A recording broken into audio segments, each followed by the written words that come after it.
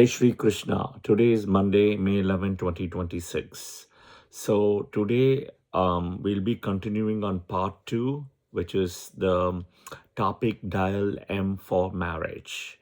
So if you have not watched part one, please watch part one carefully before you come to part two of the session. All right. Okay. So couple of things. Number one is please share your comments after the end of the video. Please do subscribe. And I also teach free Vedic astrology sessions and classes every week on Wednesday in Clubhouse. So you can see the link also as well. And there is a Vedic astrology club. Join the link through your phone, either iOS or Android, and you can join for live and recorded sessions. Yeah. All right. So today we are going to cover the next level of dial M for marriage, and these are very good remedies for people who are having issues with marriage or who are having delays in getting married. Okay, all right. The first one in this case will be, I would tell you, donate some kind of gold which is can be part of the Mangal Sutra, right? Or a silk sari. And it purely depends on your economic status and your willingness, how much you can spend, all those things. Yeah, I get it. But you have to donate it for a poor person's wedding. And what I would tell you, it can be somebody like your servant, your driver, your maid, any of the person, helper boy, whatever it is. Okay. But before you donate, first take it to your Kuladevata temple. Okay. Kuladevata temple, get it blessed there on a Friday or a Thursday. And then once you got it blessed, come back to your home, keep it in your puja room, call your person, whoever it is, your servant or your driver or your maid or your helper, and give it to them. Okay. But take it to your Kuladevata temple first. Why Kuladevata temple? Your Kuladevata temple is where your Pitrus and your ancestors and the deities are there, right? I mean, you are here today because of your ancestors, right? Your lineage is continuing because of your parents, your grandparents, etc. So Kuladevata temple becomes the number one veto power in a way, all right? Okay. And people who are also having issues with marriage in their married life as well can use this remedy. Okay. Second one is, when you visit a temple, go around the so-called Tulabara, right? Go around the Tulabara 3 times clockwise, chanting Om Lakshmiye Namaha, Om Shukraya Namaha 3 times each, right? And pray for your marriage, or if there is a marriage issue as well. You can do either one, right? I mean, depending on your situation, right? But please understand, the Libra sign, the Tula, is the only sign among all the 12 signs which is in the temple, right? The rest is also a human sign or animal sign, for example, right? Mesha, you look at ram. Rishabha, you look at cow or a bull, right? Mithuna, you look at it as couples. Kataka is crab. Simha is lion. Virgo is virgin girl. Libra is the Tulabara, the scale, right? And Scorpio, Virchika is scorpion, right? Dano, Sagittarius is centaur. Makara is a crocodile or a sea lion. Kumbha is a man holding a picture in a way, right? And last is Meena Rasi, which is Pisces, which is 2 fishes. So this is the only sign, and this sign is also associated with Mahalakshmi, okay, and Shukra. Okay, so do remember this. I would also tell you one more recommendation, to get some balances and donate balances to people, as a gift as well. So you can do that also. Now, as also you are in the temple, I would tell you that going around the Tula is one. You can also hug the Tula, right, to get the blessing. Just hug it, but it is going to be at your own risk. Do not blame it on me or this video, because if you get caught, they will ask you why you are doing it. So you better have a proper answer, right? I have done it. A lot of my students and a lot of my clients have done it. So, but again, it's at your own risk. All right. But the Tula sign, Libra sign, is a very powerful sign. It's a sign associated with Lakshmi, right? And Shukra. That is where it's placed in Tula. which is also the sign for business, marriage, all of that. Karma, right? It's a karma sign. Okay. The next one, right? Coming, so I've given a couple of remedies. Now we'll understand a little bit about this marriage muhurta and a lot of other things as well. Okay. So, first one is when a muhurta for a marriage is done, it's very important. Okay, it has to be like a benefic lagna, benefic rashi. Sage Vashishta, even in Ramayana, right, had actually put the muhurta for Rama, not for, the crowning of Rama. It was actually for the Vanavas for Rama. But he also says how a Murta can, override some of your chart blemishes, because the Murta gives you a bit of a free will. With your chart, what you're born is more like a fate. So it's like a free will fate combination, right? Okay. Next is in the Muhurta, you always have to protect the moon. The moon has to be with strength. Okay. The moon has to be with strength, and the moon is the Rashi for the wedding Muhurta. Okay. The Lagna should be with strength. Lagna Lord should be with strength. Moon should be with strength. Rashi Lord should be with strength. Right? Moon is where the Rashi is, Rashi Lord. Now, the Lagna and the moon should not be in dual Rashis.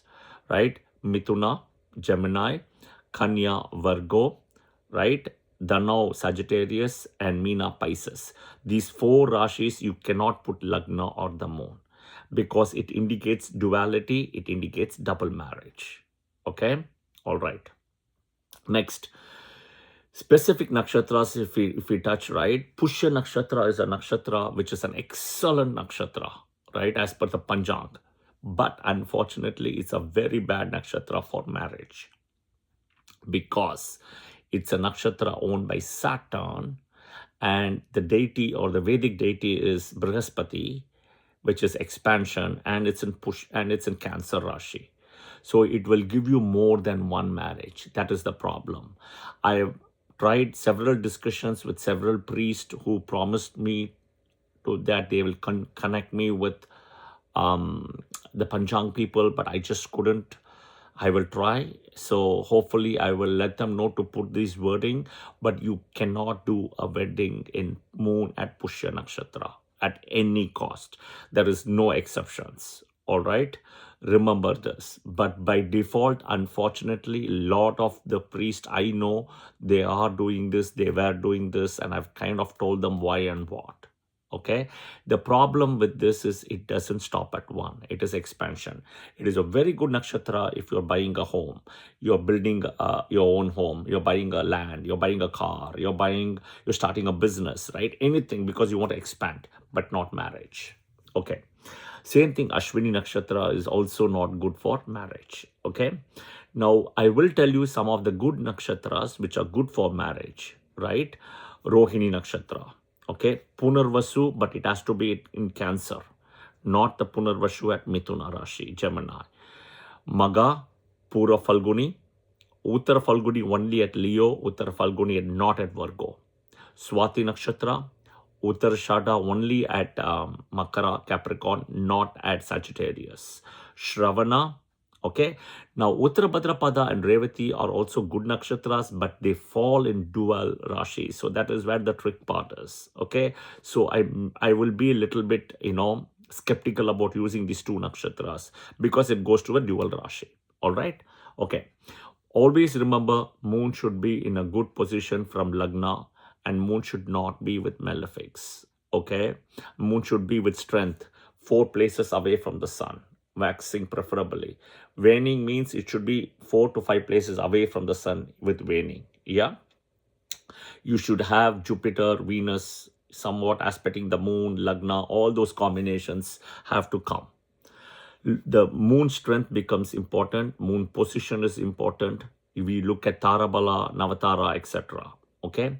The other important thing where people are going wrong is sometimes they match the same nakshatra for couples marriage. And I'll give an example. Today, as we speak, moon is in Satabhisha. Satabhisha is a very bad nakshatra for marriage. Okay, you don't want to put a muhurta.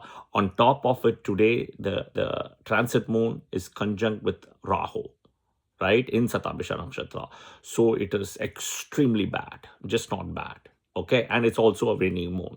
Whatever said and done, moon in Aquarius, moon in Satabhisha conjunct with Rahu, moon is waning, it's all bad. Okay, so let's take an example, a nakshatra which is good, right?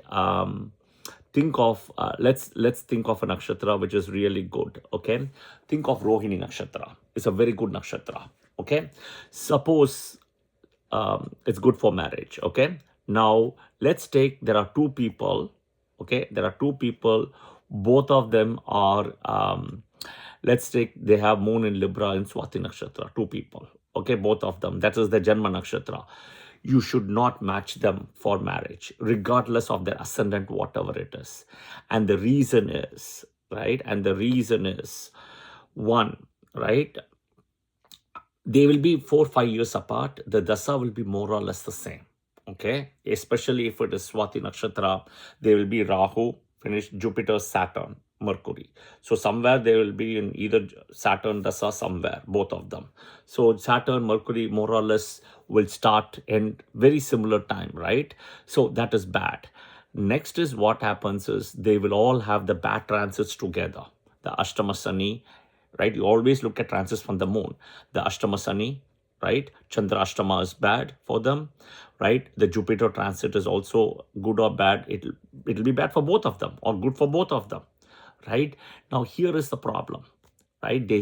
As the proverb goes, they say that like people think similarly, right? But they don't think different, right? So in this case, they may be thinking the same frequency wavelength and they won't question each other. So if the decision is wrong, right, the other person may not question and they may go ahead with the decision. Okay, so you don't want to match two people with the same nakshatra. The next rule is you don't want to match two people with same janma, anujanma, trijanma. For example, there is one person with moon in Libra, Swati. You don't want to match the other person, in this case, moon in Aquarius, Satabhisha, or moon in Gemini, Ardra Nakshatra, right? Because they are the same nakshatra, Lord Rahu, right? Janma, Anujanma, Trijanma. Again, you don't want to do. This is also because of the same dasa sequence, Sare, Sati, Ashtama, Sani, they will feel the same pinch. Okay? Suppose if you take an example, a person has got moon in Libra in Swati Nakshatra. Another person is moon in Aquarius in Satabhisha Nakshatra. Okay? Now look at it. Let's say transit Saturn is in Virgo. Okay? It's in Virgo, for example. So for the moon in Libra in Swati Nakshatra, Saturn will be 12th to the in transit, right? To the moon in Libra and Swati Nakshatra, 12th, going towards Janma Shani. Okay, for the moon in for moon in Aquarius, right, Satabhisha Nakshatra, right, Saturn is sitting in a way 8th, Ashtama Shani. You see why the 8th and the 12th effect is coming. All right, we'll take with the same example, we'll put Jupiter now. Okay, suppose Jupiter is very soon, June 1st, 2nd is going to come to Cancer. Okay, so let's take Jupiter in Cancer. Okay, for moon in Swati Nakshatra, Libra, Jupiter is in Cancer in the 10th house, which is bad transit. Now for moon in Satabhisha Nakshatra in Aquarius, Jupiter will be in the 6th house, which is also bad in transit. You see how even the transits are extremely bad for the same match if you want to do. So you should never do the matching of the Janma, Anujanma, Trijanma, or also the same nakshatra, for the two people, right? You should never do that. Remember, this is a basic thumb rule. All right. Next is, I've had, at least a few of the clients before who were in love and they want to get married, but they came to me for matching the charts. And I blatantly refused it for the good reason is that since, you guys have managed to fall in love and you really want to get married, please follow your heart. Please follow your instinct and your intuition. There's no point in matching. You should have come to me before you want to, get married or before you fall in love, not after this, right? So I don't do matching of couples when they're already in love and it's more like they're looking for my validation for marriage. I don't do that. This is something you should also know, that once you know that they want to get married, don't look at the charts. You should look at much before, otherwise there's no point. Yeah. So this is part 2 of Dial M for Marriage. This series will continue as I kind of bring all the points together slowly, so that you will understand what, are the important criteria as well when we look at it. As I already said in Dial M for Marriage part 1, I don't believe in the Dasakota system, right? That is not in the books, okay, in the olden books, okay? So I will bring, different way, the way how I match, okay, which is not the Dasakota system. My system is very different. So I look at Lagna, Moon Nakshatra, Venus, 12th house, 12th lord, 5th house, 5th lord, lot of those things, and Dasa, right, on a very high level. Okay. So I will try to break it down as this series specifically. So watch out for the part 3 soon as well, right? But make sure to listen to part 1 before you come to part 2, right? That is very important. All right. Have a good day. Jai Shri Krishna. Thank you.